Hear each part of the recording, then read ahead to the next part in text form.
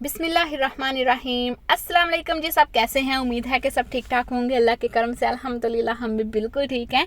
तो आप लोग भी देख रहे होंगे कि आज क्या मैं आपको रोटे वगैरह दिखा रही हूँ। तो असल में ना मैं अपने बेटे को छोड़ने के लिए जा रही थी स्विमिंग के लिए। तो रास्ते में बहुत प्यारी रोटे लग रही थी और मौसम का भी हाल मैंने आपको बताना था। तो इसलिए मैंने सोचा कि चले आज एक रोड ट्रिप का जो है मैं अपने दोस्तों के साथ शेयर करती हूँ। और ना पता क्या, बहुत ज़्यादा गर्मी है बहरीन, बहुत ही ज़्यादा गर्मी है। और भी बाकी सब जगह पे गर्मी है, लेकिन बहरीन में बहुत ज़्यादा गर्मी है। अगर पाकिस्तान में बहुत ज़्यादा गर्मी है तो वहाँ पे बारिशें भी होती हैं, थोड़ा सा लेवल हो जाता है, लेकिन यहाँ पे ना बारिशें बिल्कुल नहीं होती हैं। और गर्मी जो है ना उसकी शिद्दत बहुत ज़्यादा है। और हमें तो गर्मी का इतना एहसास नहीं होता है, क्योंकि घर से निकलो सीधा गाड़ी में, और गाड़ी से निकलो तो सीधा जहाँ पे आपको पहुँचना है, आपकी लोकेशन है वहाँ पे।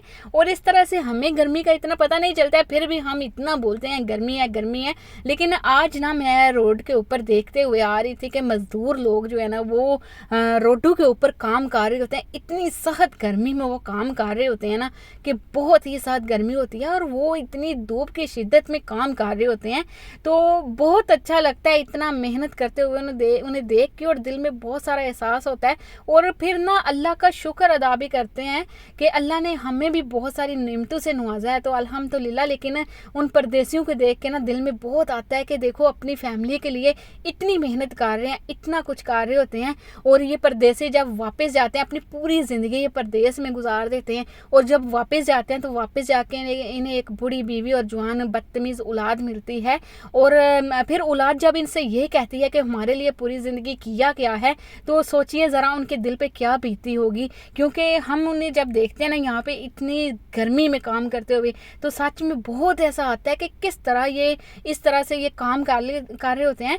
तो उन्हें भी यही होता है कि हमारे बच्चे हैं, हम उनके लिए कर रहे हैं, वो कल को पढ़ लिख के कुछ बन जाएंगे, ये हो जाएगा वो हो जाएगा। लेकिन औलाद बड़ी होके अपने माँ बाप को बिल्कुल भी नहीं समझती है। वो यही समझते हैं कि इन्हें तो कुछ चीज़ का पता ही नहीं है, हमें ज़्यादा पता है, हमने ज़्यादा दुनिया देख ली है इनसे, तो इन्होंने तो जहलियत में ज़िंदगी गुजार ली है। लेकिन औलाद को ये चीज़ सोचनी चाहिए कि माँ बाप चाहे जाहल हों, अनपढ़ हों, जिस तरह के गुआर हों, लेकिन वो आपके माँ बाप हैं। उनकी मोहब्बत में कोई फ़र्क नहीं है। एक माँ पढ़ी लिखी हो या एक माँ अनपढ़ हो, उनके प्यार में कोई ऐसा फ़र्क नहीं होता है कि एक पढ़ी लिखी माँ जो अपने माँ बच्चे को बहुत ज़्यादा प्यार कर रही है और जो अनपढ़ माँ है वो अपने बच्चों को प्यार कम कर रही है। ऐसा कुछ भी नहीं है।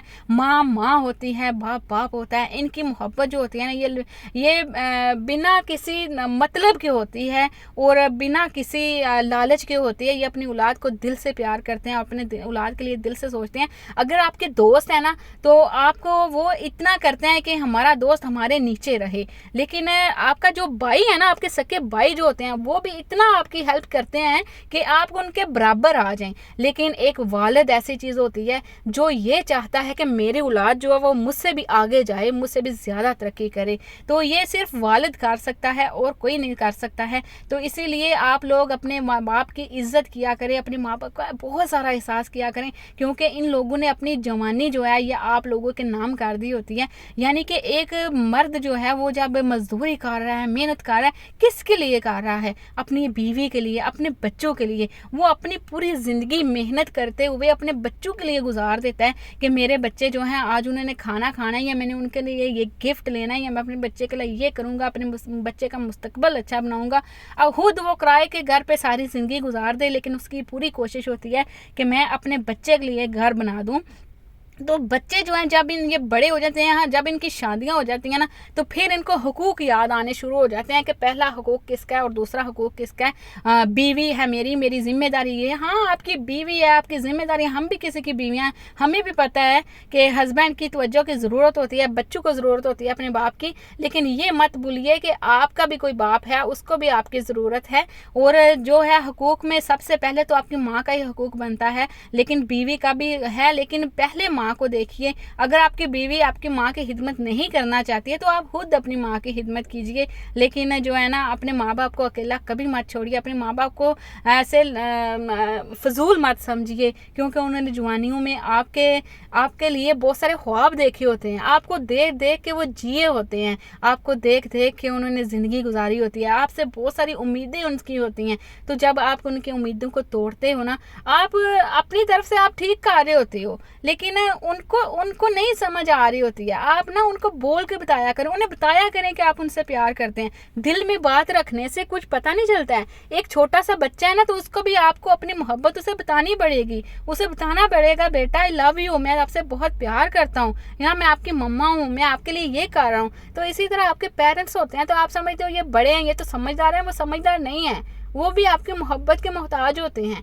आप उनको मोहब्बत दिया करें, उनसे प्यार किया करें, उनको भी बताया करें कि मैं आपसे बहुत प्यार करती हूँ या करता हूँ, मैं आज भी आपका ही बेटा हूँ, हमें आपसे बहुत मोहब्बत है। जब आपको तकलीफ़ होती है, आप बीमार होते हो, कुछ होता है, तो आपसे ज़्यादा हमको तकलीफ़ होती है। तो उनकी थोड़ी सी केयर कर देने से आपका कुछ नहीं जाता है। दो लफ्ज़ मोहब्बत के बोल देने से अगर उन्हें खुशी मिल जाती है तो प्लीज़ बोल दिया करें। रोज़ शाम को आके अपने माँ बाप के पास बैठा करें, उनके साथ प्यार की बातें किया करें। मेरी मम्मा है, मेरी सासू माँ, मेरे जो अपने माँ बाप हैं वो पाकिस्तान में हैं, यहाँ मेरे ससुराल वाले हैं। तो मेरी मम्मा जो है ना, मेरी सासू माँ, वो बीमार हुई हैं, तो मैं उनके लिए इतनी दुआएं कर रही थी कि वो ठीक हो जाएं। तो अभी वो ठीक हुई हैं, पूरी तरह ठीक भी नहीं है, कोरोना उनको। तो मैं उनके घर जाके उनको मसाज भी करके, हालांकि उनके घर मेड हैं, उनको मसाज करने वाली अलग है, घर के काम करने वाली अलग है, सब कुछ है, लेकिन मेरा जो जिम्मा है, मेरा जो फ़र्ज़ बनता है वो मैं करके आती हूँ। हालांकि उनको मेरी मसाज की कोई ज़रूरत नहीं है, लेकिन मैं करके आती हूँ अपनी खुशी के लिए, ताकि कल को मेरे दिल में ना आए कि मैंने ये काम नहीं किया है। तो इस तरह से उनको भी अच्छा लगता है। तो मुझे, मेरे हस्बैंड थे ना, तो वो भी जब अपनी मम्मा से नाराज़ हैं, कुछ है ना, तो मैं जानबूझ के घर आके ना अपनी मम्मा के, उनका घर हमारे साथ है बिल्कुल, तो घर आके मैंने उनको बोलना करना कि वो ना मम्मा जो है वो चुप करके बैठी हुई हैं। तो मेरे हस्बैंड कहना अच्छा तो क्या है, फिर मैंने कहना वो मम्मा के ना सर में दर्द है, जानबूझ के मैंने ऐसी बातें करनी कि मेरे हस्बैंड के दिल में एहसास हो और वो जाएं अपनी मम्मा के पास बैठ के बातें करें। वो अकेली बैठी हुई हैं, ये भी जाएं उनके पास बैठे।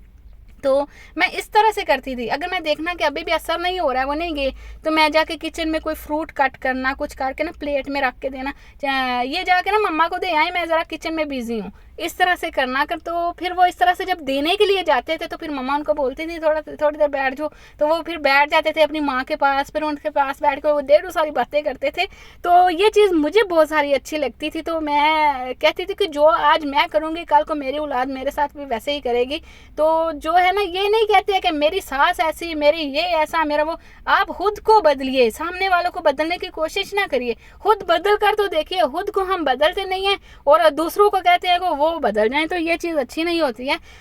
एक सास जो होती है उसने पूरी ज़िंदगी लगा के एक घर बनाया होता है, जब उसकी बहुएं आ जाती हैं तो ऐसे कैसे हो सकता है कि वो उनको पसंद करके खुद अपनी खुशी से लेके आए तो वही उनकी दुश्मन बन जाए, ये नहीं हो सकता। और फिर वही बहुएं आके तो वो घर के हिस्से करवा रही होती हैं, ये मेरा हिस्सा और ये तुम्हारा हिस्सा है, और फिर अपनी सास को भी बोल रही होती है कि मेरे हिस्से में आज के बाद आने की ज़रूरत नहीं है, अपने घर में रहो। तो ये चीज़ कितनी उस माँ को तकलीफ़ देती है, जिस माँ ने अपनी पूरी ज़िंदगी उस घर के लिए खर्च कर दी, उस घर को बनाने में खर्च कर दी। और सबसे बड़ी बात कि जब उसकी बहू उसे ये बोले कि अपने घर में रहो, तो उसका बेटा ना कुछ बोले। चलो मैं नहीं कहती कि अपनी वाइफ के साथ लड़े, लेकिन माँ को तो बोले ना कोई बात नहीं माँ, ये बात है, उसको समझा दे।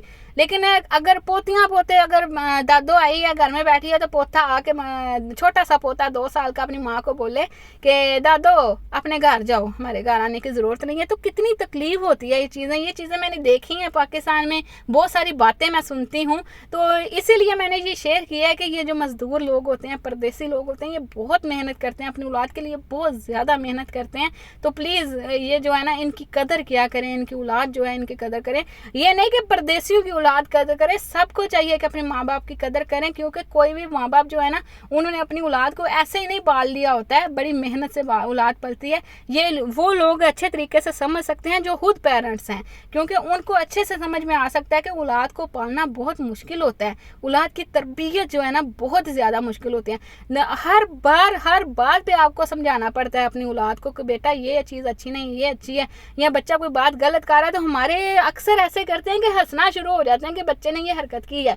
हंसना शुरू नहीं होना चाहिए, बच्चे को उसी टाइम बताना चाहिए बेटा ये गलत है। बेशक बच्चा आपका क्यूट लग रहा है, प्यारा लग रहा है, लेकिन उसे उसी टाइम बताइए कि बेटा ये गलत है। अगर आप अपने बच्चे को गाने, सॉन्ग वगैरह इस तरह की चीज़ें दिखा रहे हैं ना, तो वो उसी चीज़ का उसके अंदर शौक पैदा होगा। तो इसीलिए अपने बच्चों को अच्छी चीज़ें सिखाइए, अच्छी दीन की तरफ लाइए अपने बच्चों को, क्योंकि अगर उनके अंदर दीन होगा, उन्हें दीन का पता होगा, तो वो आपके नाफरमान कभी नहीं होंगे। उन्हें ये पता होगा कि माँ बाप के हुकूक क्या हैं, या अल्लाह ताला ने हमें माँ बाप के लिए क्या हुक्म दिया है। तो जी ये मेरा एक छोटा सा व्लॉग था, किसी को बुरी कोई बात लगी हो तो प्लीज़ उसके लिए सॉरी।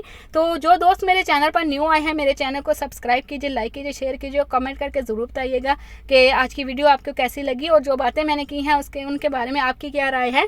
तो मैं आपको मिलूंगी अपने नेक्स्ट व्लॉग में, तब तक के लिए मुझे दीजिए इजाज़त। अल्लाह हाफिज़।